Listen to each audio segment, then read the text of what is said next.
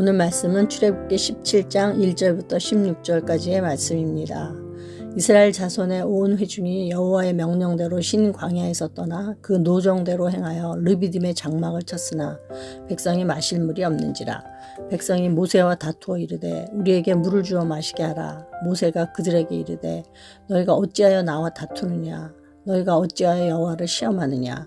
거기서 백성이 목이 말라 물을 찾으매 그들이 모세에게 대하여 원망하여 이르되 당신이 어찌하여 우리를 애굽에서 인도해 내어서 우리와 우리 자녀와 우리 가축이 목말라 죽게 하느냐. 모세가 여호와께 부르짖어 이르되 내가 이 백성에게 어떻게 하리이까. 그들이 조금 있으면 내게 돌을 던지겠나이다. 여호와께서 모세에게 이르시되 백성 앞을 지나서 이스라엘 장로들을 데리고 나일강을 치던 내 지팡이를 손에 잡고 가라. 내가 호렙산에 있는 그 반석 위 거기서 내 앞에 서리니 너는 그 반석을 치라. 그것에서 물이 나오리니 백성이 마시리라. 모세가 이스라엘 장로들의 목전에서 그대로 행하니라. 그가 그곳 이름을 마사 또는 무리바라 불렀으니 이는 이스라엘 자손이 다투었으며 또는 그들이 여호와를 시험하여 이르기를 여호와께서 우리 중에 계신가 안 계신가 하였음이더라. 그때 아말렉이 와서 이스라엘과 르비딤에서 싸우니라. 모세가 여호수아에게 이르되 우리를 위하여 사람들을 택하여 나가서 아말렉과 싸우라. 내일 내가 하나님의 지팡이를 손에 잡고 산 꼭대기에 서리라.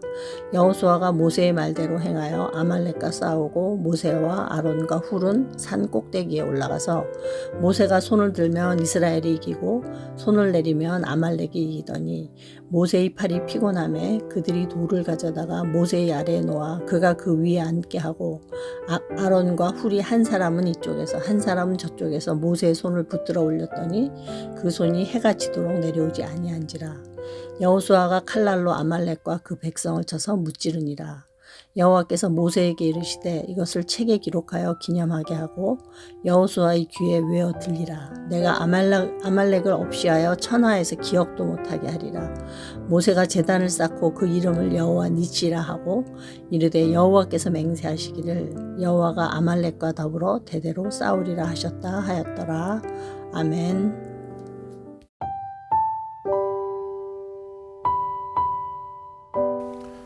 오늘 본문은 두 개의 사건이 나옵니다. 첫째는 반석에서 물이 나오는 사건과 둘째는 갑자기 아말렉이 쳐들어와서 이스라엘과 아말렉이 전쟁하는 사건입니다. 두 개의 내용 중에서 저는 오늘 첫째 내용, 이스라엘이 물을 찾자 하나님께서 반석에서 물을 내어 그들에게 주시는 이 내용을 중점적으로 다뤄보고자 합니다. 사도 바울은 고린도전서 10장 4절에서 이렇게 말합니다. 다 같은 신령한 음료를 마셨으니 이는 그들을 따르는 신령한 반석으로부터 마셨음에 그 반석은 곧 그리스도시라. 사도 바울이 말한 반석은 오늘 본문에 나오는 반석을 말합니다. 사도 바울은 본문의 사건을 모형론적으로 해석하여 이 반석을 그리스도라고 본 것이지요. 그럼 사도 바울은 어떻게 우리가 본 이 구절을 그리스도라고 해석할 수 있었을까요? 오늘 본문을 함께 살펴보면서 자기 백성을 향한 하나님의 사랑과 이 백성이 어떻게 그리스도를 예표할 수 있는지 함께 보고자 합니다. 먼저 이스라엘 백성들은 르비딤이라는 곳에 장막을 쳤습니다. 그러나 마실 물이 없음을 보고 모세와 다투었습니다. 모세는 그들에게 너희가 어찌하여 나와 다투느냐 라고 말하며 7절에서는 그가 그곳 이름을 마사 또는 무리바라 불렀으니 이는 이스라엘 자손이 다투었음이요 라고 말합니다. 다툼이라는 단어가 3번 반복됩니다. 출애굽기를 주석한 한정건 교수는 출애굽기 23장에서는 이 다툼이라는 단어가 법이나 재판 그리고 소송과 관련하여 많이 사용됐다고 말하면서 같은 성경인 이 출애굽기 안에서 사용된 단어의 용례에 따라 오늘 본문도 법정 소송과 관련하여 생각할 필요가 있음을 말합니다. 이스라엘 백성들은 먼저 그를 고발합니다.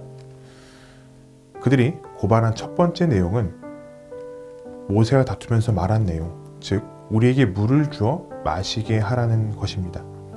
그리고 두 번째 고발은 모세를 원망하면서 한 말, 3절에 당신이 어찌하여 우리를 애굽에서 인도해 내어서 우리와 우리 자녀와 우리 가축이 목말라 죽게 하느냐라는 것입니다. 이에 모세는 하나님께 부르짖어 호소합니다. 그러자 하나님께서 이렇게 말씀하십니다. 여호와께서 모세에게 이르시되 백성 앞을 지나서 이스라엘 장로들을 데리고 나일강을 치던 네 지팡이를 손에 잡고 가라. 나일강을 치던 이 지팡이는 애굽 사람들이 섬기던 물의 신을 심판한 지팡이를 말합니다. 따라서 하나님께서는 모세가 심판의 지팡이를 손에 잡게 하십니다. 그렇다는 것은 하나님께서 백성들의 고발을 받아들이시어 모세를 재판장으로 세우시고 하나님께서 백성들이 고발한 내용의 대상인 피고가 되겠다는 말입니다. 이어서 하나님께서는 이렇게 말씀하십니다. 내가 호렙산에 있는 그 반석 위 거기서 내 앞에 서리니 너는 그 반석을 치라. 그것에서 물이 나오리니 백성이 마시리라. 모세가 이스라엘 장로들의 목전에서 그대로 행하니라. 하나님께서는 호렙산에 있는 반석 위에 서셨습니다. 이는 재판장에서 피고가 서 있는 것을 연상시켜 주기도 합니다. 그런데 하나님께서는 모세에게 그 반석을 치라고 명령하십니다. 그 반석은 어떤 반석입니까? 하나님께서 서 계신 반석입니다. 따라서 모세에게 그 반석을 치라고 말씀하신 것은 하나님께서 백성의 고발을 받아들이시고 그 심판을 자신이 받게 했다는 것을 의미하죠. 모세를 향한 백성들의 고발은 사실상 하나님을 향한 고발이었습니다. 그들을 인도하신 분은 하나님이셨으니까요. 그러나 하나님께서는 그 백성들을 심판하지 않으시고 자신이 심판을 받으십니다. 정상적으로 사고한다면 백성들은 오히려 무고죄로 심판을 받아야 하지만 하나님께서는 그들에게 심판을 내리지 않으시고 백성들이 받아야 할 심판을 자신이 받으십니다. 그리고 이를 통해 반석에서 물이 나와 그들이 물을 실컷 마시게 하시면서 그들에게 생명을 주십니다. 또한 그들은 과연 우리 중에 하나님이 계신가?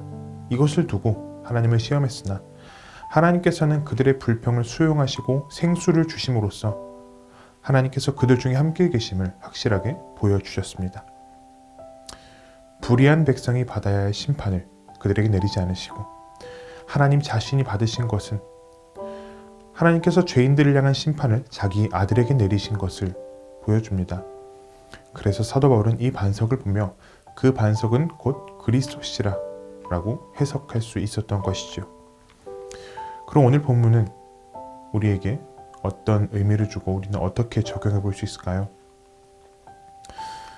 우리도 하나님을 섬기다가 우리의 필요가 생기면 이스라엘 백성들이 그랬던 것처럼 하나님을 원망하거나 또는 우리의 상황이 어려워지면 하나님이 안 계신 것처럼 말할 때도 있습니다. 기도했는데 응답이 늦어지면 정말 하나님께서 계신 건지 하나님께서 계시다면 내 기도에 응답을 해달라는 등 하나님을 시험하곤 합니다. 이러한 우리의 모습은 이스라엘 백성과 다르지 않습니다. 그러나 그런 우리를 향해 하나님께서는 진노의 심판을 내리시지 않습니다. 그런 우리의 연약함 때문에 그리스도께서 십자가에 못 박히셨음을 오히려 알려주십니다. 그리고 그 십자가를 통해 우리를 향한 사랑을 계속해서 보여주시며 이스라엘이 반석에서 생수를 얻은 것과 같이 그리스도를 통해 우리에게 늘 생명을 공급해 주십니다. 반석은 그저 그들에게 물을 주신 사건에 지나는 것이 아닙니다. 자기 백성을 향한 하나님의 헌신과 그들을 향한 하나님의 사랑이 얼마나 깊고 큰지를 보여줍니다. 그러므로 우리는 오늘 본문에 나타난 이스라엘을 보며 나의 모습을 보고 모세가 친 반석을 통해 우리가 받아야 할 심판을 대신 받으신 그리스도와 자기 백성을 향하신 하나님의 사랑을 보아야 합니다. 또한 자신의 헌신으로 자기 백성을 살리신 하나님의 자비로우심을 보며 오늘도 나는 이스라엘과 같이 하나님 앞에 큰 죄인이지만 하나님을 원망하고 하나님을 심판하는 그런 죄인이지만 오늘도 내가 그러한 너를 위하여 내 아들을 대신 심판했다라고 말씀하시는 그 하나님의 사랑 앞에 겸손할 수 있어야 하겠습니다. 측량할 수 없는 그 사랑으로 우리에게 늘 다가오시는 삼위 하나님을 바라보시길 바랍니다. 말씀을 생각하며 함께 기도하겠습니다. 광야와 같은 삶을 지날 때라도 하나님을 원망하고 시험하지 않게 하시고 나를 사랑하시고 인도하시는 하나님을 끝까지 신뢰하게 하소서. 우리를 향하신 그 사랑 안에서 하나님께서 주시는 생명을 늘 누리게 하옵소서. 오늘도 우리를 향한 하나님의 사랑을 찬양하며 그런 하루를 보내시길 바랍니다.